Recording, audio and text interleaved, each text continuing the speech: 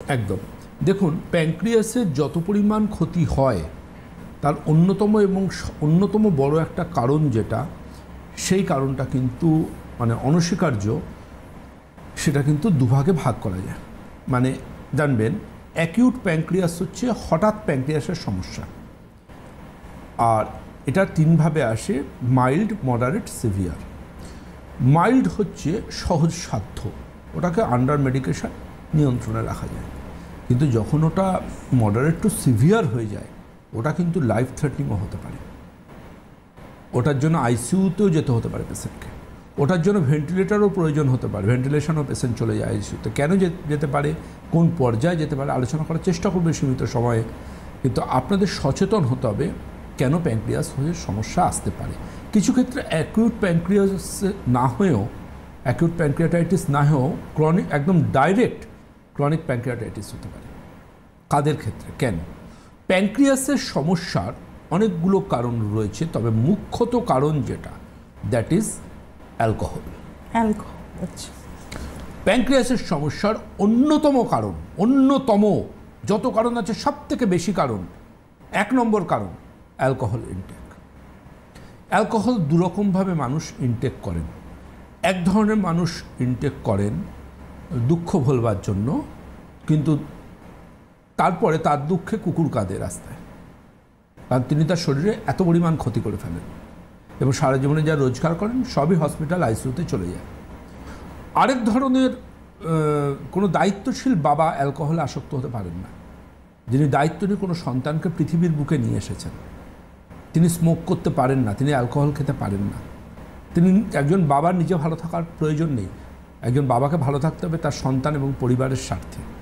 আমি যেন আমার সন্তানের উপর বোঝা না হই, যে কোনো বাবার জন্য একটাই জীবনের লক্ষ্য থাকে। কেন বললাম এই কথা? দেখবেন, অনেকে প্রচুর পরিমাণ অ্যালকোহল খেয়ে নেন, যখন খান তাদের ক্ষেত্রে অ্যাকিউট প্যানক্রিয়াটাইটিসটা ভীষণ কমন।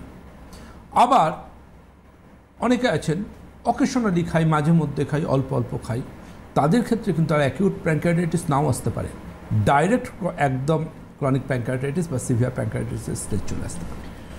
তারা তো অল্প খাচ্ছেন, অকেশনালি খাচ্ছেন। শুনুন, কেউ আগেই কেউ পরে, সমস্যা আসতেই পারে, সমস্যা আসতেই পারে। প্যানক্রিয়াস ক্ষতি অ্যালকোহলের চেয়ে বেশি কেউ করে না। অ্যালকোহল প্যানক্রিয়াসের ক্ষেত্রে কিলার কিলার কিলার। আমি ডক্টর সেন বলছি। এই যেটা সমস্যার সৃষ্টি হয়, এটা একটা সমস্যা। আরেকটা কারণ থাকে কি, আরেকটা কারণ থাকে, দ্যাট ইজ গল ব্লাডারের স্টোন। গল ব্লাডারে যদি স্টোন এসে থাকে এবং কোনো পেশেন্ট জানেন স্টোন তো আমাকে বিরক্ত করছে না, আমি কেন ওকে বিরক্ত করব, ও আছে ওর মতো থাক না। এবার স্টোনকে তিনি ব্যাংকের এফডির মতো নিজের শরীরে পুষে রেখেছেন। এবার সেই স্টোন যদি কোনো রকমভাবে ডাক্টে চলে আসে, অর্থাৎ পিত্তনালী ডাক্টে চলে আসে, ওই ডাক্টে আসার পর সেক্ষেত্রে কিন্তু স্টোন ওই ডাক্টের মধ্যে আটকে গিয়ে অ্যাকিউট প্যানক্রিয়াটাইটিস অবশ্যই সৃষ্টি করতে পারে। অনেক ক্ষেত্রে সেই স্টোন সেখান থেকে, ধরুন স্লিপ করে একটা স্টোন ঢুকে গেল ডাক্টে, সেই স্টোনটা বেরিয়েও গেল ডিওডিনামে, কিন্তু ওই যে ওখানে আটকে ছিল ওই জায়গাটা ইনফ্ল্যামড হলো, ইডিমেটাস হলো, সোয়ালন হলো, ফুলে উঠলো।